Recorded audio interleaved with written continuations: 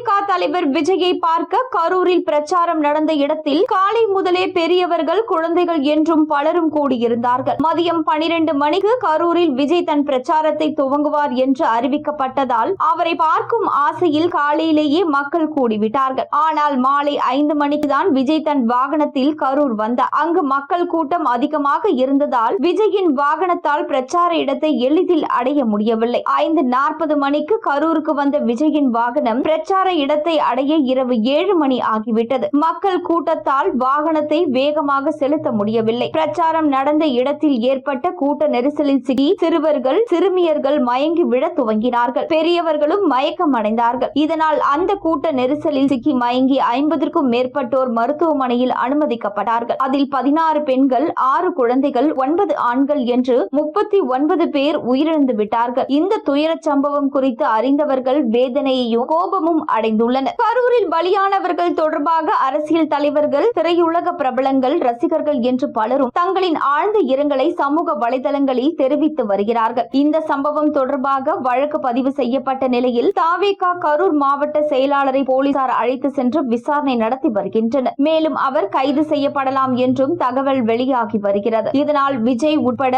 நிகழ்ச்சி ஏற்பாட்டாளர்கள் மீது போலீசார் வழக்கு பதிவு செய்து விஜயை கைது செய்ய வாய்ப்பிருப்பதாகவும் சில தகவல்கள் பரவி வருகின்றன. விஜய் வீட்டிற்கு போலீசார் பாதுகாப்பு வழங்கி வருவதால் பரபரப்பான சூழல் நிலவி வருகிறது.